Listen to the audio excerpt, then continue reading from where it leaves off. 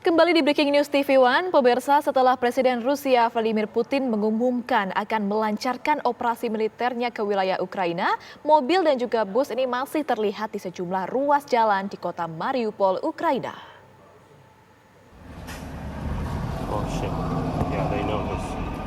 Pasukan militer Ukraina terlihat berjaga-jaga di sekitar kendaraan tempur yang terparkir di sisi jalan.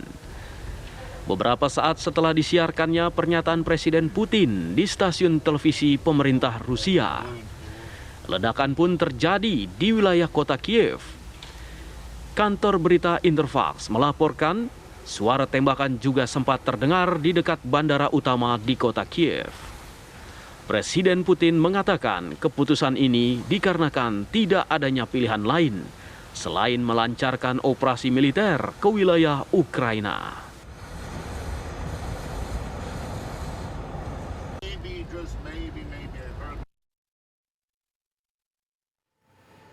Ya pemirsa, kembali kami ajak Anda mendengarkan dialog bersama dengan Duta Besar Indonesia untuk Rusia, Pak Jose Tavares, bergabung kembali bersama dengan kami. Tadi sudah disampaikan sebetulnya ada background di balik langkah-langkah dari Rusia ini. Sebelumnya ingin gabung NATO tapi ternyata tidak berhasil. Nah, sebetulnya dari perspektif Pak Jose sendiri, motif apa yang melatar belakangi serangan dari Rusia kepada Ukraina kali ini, Pak? Karena ini sudah pernah dilakukan sebelumnya di Crimea tahun 2014, Pak.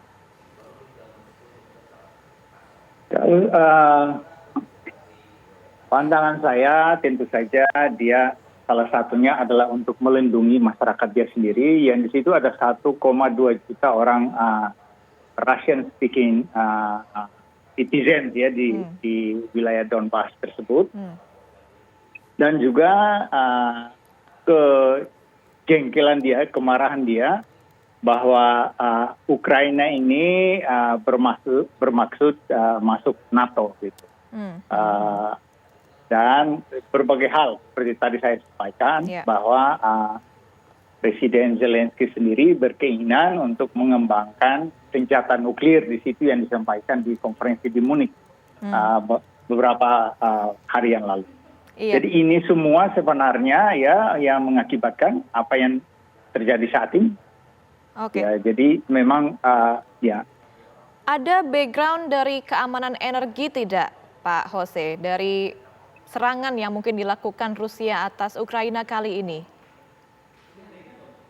Jadi dari energi kan selama ini Rusia ini mensuplai energi ke Eropa, terutama ke Jerman melalui Nord Stream. Ada satu ya, Nord Stream 1 yang melalui wilayah Ukraina. Dan tentu saja ada juga fees yang dibayarkan kepada pihak pemerintah Ukraina. Nah, Nord Stream 2 yang dibangun di luar wilayah, di laut ya, di Laut Baltik, di luar wilayah Ukraina yang tentu saja terbebas dari otoriti pemerintah Ukraina tersebut. Nah, kami kira justru dengan kejadian seperti ini memang tidak menguntungkan dalam hal mensuplai gas ke wilayah Eropa, terutama dalam hal ini Jerman, karena Nord Stream 2 kan kemudian proses izinnya itu registrasinya sementara ini dihentikan. Nah, berarti sudah kembali kami highlight ya Pak ya, artinya situasi seperti itu dan kemudian masih aman juga di area perbatasan di Rusia tepatnya. Tapi sampai dengan saat ini Pak Dubes, ada bentuk respon dan juga pendekatan dari Rusia kepada KBRI tidak Pak? Karena kan kita tahu Indonesia ini statusnya masih netral, kemudian tidak memihak ke kedua belah negara. Ada tidak Pak pendekatan-pendekatan yang dilakukan sampai dengan saat ini? Sejauh ini belum ada karena apa yang dikatakan presiden ataukah juru bicara mereka itu itu disiarkan secara luas di TV bisa kita akses, jadi tidak ada informasi ke kita secara individual, kedutaan secara individual, karena informasinya akhirnya semua orang tahu di televisi. Nah, dengan adanya konflik kali ini Pak, apakah nanti akan berdampak sebetulnya dengan relasi antara Rusia dan juga Indonesia ke depannya, khususnya dalam bidang perdagangan dan juga keamanan yang intens dijalin oleh kedua negara, Pak?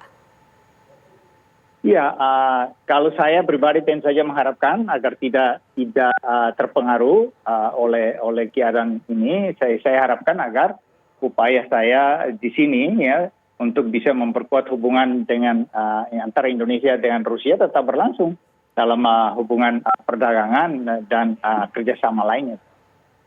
Baik, baik. Kembali lagi mungkin tadi sudah disampaikan sebetulnya langkah kontingensi ini kan masih belum dilakukan oleh KBRI kita yang ada di Rusia. Tapi ada komunikasi tidak Pak? Mungkin untuk mengantisipasi jika dirasa kondisi ini nanti akan kembali memburuk, eskalasi konflik kembali meningkat. Langkah yang sudah disiapkan dan juga komunikasi dengan duta besar kita yang ada di Ukraina Pak. Oh iya, kami jadi kalau dengan setiap perwakilan ada komunikasi bakunya yang kami lakukan secara tertutup dan juga secara terbuka bisa melalui WhatsApp, bisa telepon.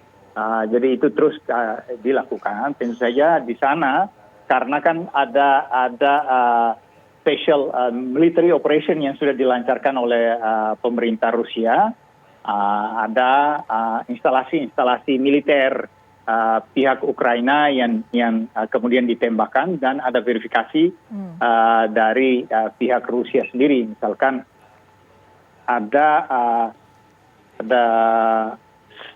kurang lebih bisa ada 70 infrastruktur militer dan ada 11 lapangan terbang yang kena sasaran roket. Tentu saja rekan-rekan di Ukraina, Pak Duta Besar di sana sudah melakukan langkah-langkah untuk memindahkan warga Indonesia dari Kiev. Ya, mungkin terakhir Pak Dubes, apa yang ingin disampaikan Pak kepada seluruh masyarakat Indonesia mungkin yang juga tinggal di Rusia dan juga mungkin tinggal di area perbatasan. Bagaimana Pak? Ya. Sebenarnya saya sudah ke sana melihat mereka di perbatasan ya, ada kurang lebih 10 hari yang lalu saya pergi ke sana dan mereka pada relatif aman. Ada sekitar 47 warga kita di beberapa kota kecil di perbatasan, ada yang 20 km dari perbatasan Donbas, ada yang 60 km, ada yang 70 sampai 100 km. Saya kebetulan ke satu kota, Rostov-on-Don, yang kemudian terkumpul warga kita ke sana yang terutama mereka itu mahasiswa, ada sebagian besarnya itu adalah mahasiswa dan kita melihat bahwa kondisi masih relatif aman ya.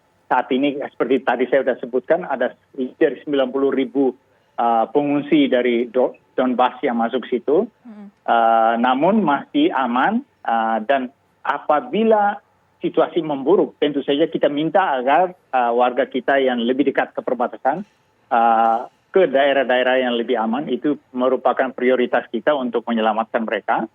Dan lebih memburuk lagi, tentu saja ada opsi kami di sini untuk bisa memindahkan mereka ke Moskow misalkan. Baik, baik. Itu dia tadi. Terima kasih banyak Pak Jose Tavares selaku Duta Besar Indonesia untuk Rusia. Kita harapkan semoga konflik ini tidak berkepanjangan, eskalasi tidak semakin meningkat dan tentunya keselamatan WNI kita yang ada di Rusia dan juga Ukraina. Terima kasih banyak Pak Dubes sudah bergabung bersama kami di Breaking News TV One. Terima kasih.